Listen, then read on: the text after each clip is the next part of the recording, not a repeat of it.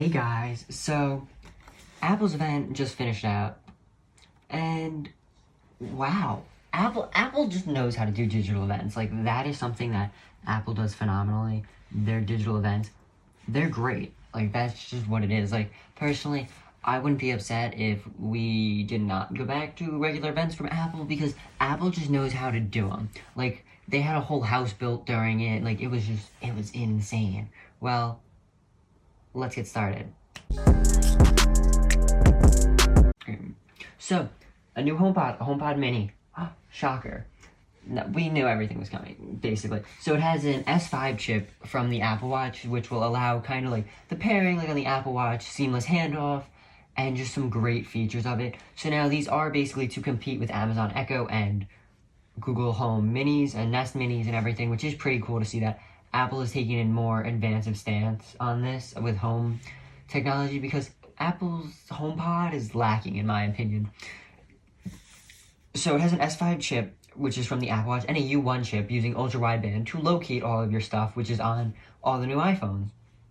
And you can also use it as an intercom system to kind of like alert the other HomePods in your house if you have other ones or like other family members, which is pretty cool. Now, it starts at $100, which I think is like perfectly reasonable for a HomePod Mini. Now, that was really the only other thing besides all four iPhones, and Apple knows how to have an event. Like, that's just what it is. They blew it out of the park again. So the iPhone 12, it is a new design with the iPad Pro style design with 5G and a navy blue finish, a product red finish, a green finish, a black finish, and a white finish. And honestly, those colors look really good. Like, so now it is 6.1 inches, which is similar to the iPhone 11 currently, and it has new glass with ceramic shield that makes it the more durable, so like it won't scratch. And according to Apple, it is 4 times more durable and less likely to break if you were to drop it from somewhere where if you were to drop it now, it would fully shatter. But I'm not going to be the one to test that. I'll let someone else test that. So now, it has a Super Retina XDR display, which is across the whole lineup with OLED in every iPhone, which is pretty cool to see that Apple isn't like cheaping out as much with the lower iPhones. So now, the A14 Bionic chip is in the new iPad Air, which we didn't hear anything about, along with macOS Big Sur, which I find kind of annoying, because I want to see the new iPad Air, and I also want macOS Big Sur, but I don't know. So, back to the A14 Bionic chip. So, it is a 5nm chip, which basically means you're just going to get faster speeds than the A13 Bionic, A12 Bionic, A11, I don't remember what it was called, I think Omega or something like that, because they recently went over to the Bionic naming. And the neural engine is 80% faster, which basically means like anytime you ask, hey, something, or try to use your smart assistant, it'll be better. So now the cameras. So now there's a dual camera system on the 12 and 12 mini, which an ultra wide and wide camera, which allow for better low light, as now low light is on all 4 iPhone cameras. So now video, there is better low light video and night mode time lapses. So if you want to take a time lapse, you can use night mode in it. And now, wireless charging. This is a big one. So we all know how we didn't get AirPower. Well, we kind of got something similar. So we got MagSafe charging on iPhones. So essentially there are magnets in the back of iPhones and Apple official cases to help align and put multiple accessories on. So like, I currently have a pop socket wallet on my phone. So it just slides on and off of the back. But with the Apple one, it's just magnetic and you take it right on and off. And I'm like, that's perfect. Personally, that's what I want. I'm a little excited. Can't you tell? I want to see MagSafe chargers. And we got a MagSafe wireless charging, which literally will stick to the back of your iPhone to allow you to use your iPhone while wirelessly charging. And as someone who started using wireless charging, that's great. Like, I love wireless charging, but can't stand that. I can't move my iPhone because it's like, oh, you want your iPhone? Oh, well, you got to deal without it. And the MagSafe Duo is an iPhone and Apple Watch charger in one. So you probably can use this on your AirPods, I would like to think. So you could kind of have the AirPower experience, but you only have 2 chargers. So now there's a MagSafe wallet as well, which just sticks on the back of it, and a leather sleeve kind of thing. So it's like a lanyard essentially with the iPhone would hang in that just shows the time, which is a little weird in my opinion. So now the only thing coming though in the iPhone box is no headphones no wall pieces. But are we really upset about that? Because, like, I know I'm not. I have been, ever since I started using wireless charging now, I'm not going to use anymore. And I, like, want a wire most likely, unless, like, I go on vacation or something, like, which would be from a portable charger. But, like, I could probably plug in my MagSafe charger to it, because you need a lightning plug for your MagSafe too. Now the iPhone 12 mini, essentially everything that the iPhone 12 has.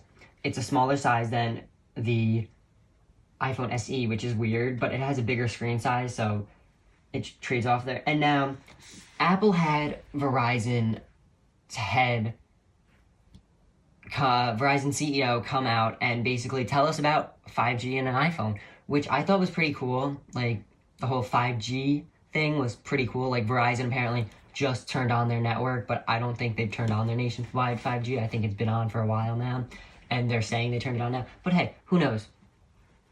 It could be on right now for all we know. But it is what it is there. Now, also, they're doing promos with Verizon about the new iPhones. So if you trade in an iPhone 10 or later, you can get these iPhones cheaper directly from Verizon. So if you go for an iPhone mini, it will be $12 a month and $15 a month for the iPhone 12.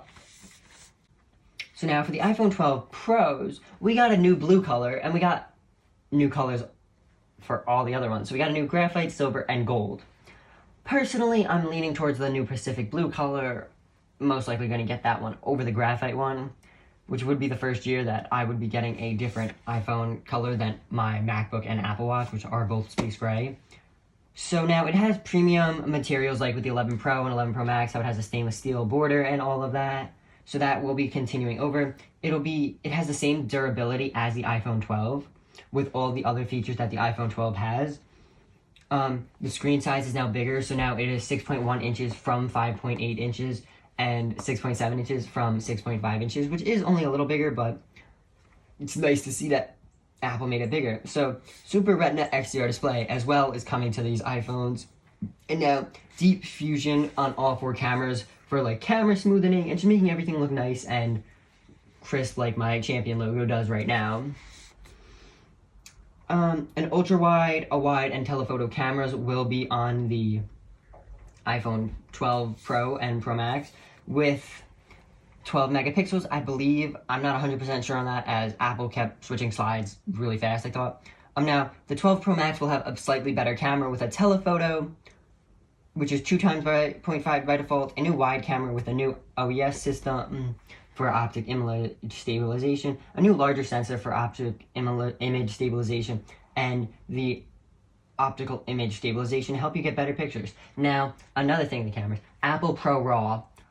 Really don't know who chose these namings, but it gives you control of the RAW and the power of computational photography, which is pretty cool to see. And you have 10-bit HDR.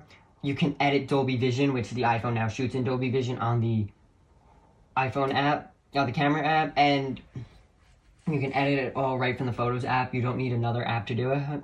And you have a LiDAR scanner on the iPhone, which we knew. So it's how long it takes light to be reflected back from a surface, essentially, which allows you to play stuff in AR in real time, which is pretty cool because it's like, oh, you want to see what that new couch looks like you're going to get? You could just throw that in right there and everything, which is pretty cool. It also will help with low light and autofocusing in low light and just not in low light too, which is pretty cool that Apple is making these cameras better by adding other technology. So now the 12 and 12 Pro go on sale before the other two, which is the 12 Mini and the 12 Pro Max, which personally I think might hurt sales a little bit, but it's only by a week or so, so I think it would be okay. So they go on sale on the 23rd for the 12 and 12 Pro if you want to go to your local store and get it, if they have it. Now, the pre-orders for the 16th, which is actually Friday, which is so mind-blowing to think that, like, Apple let us order the new watches instantly after the event. So I wonder why maybe they're holding the phones a little, but I don't know. Now, for the 12 Pro Max and 12 Mini, you can pre-order them November 6th, and they ship on the 13th.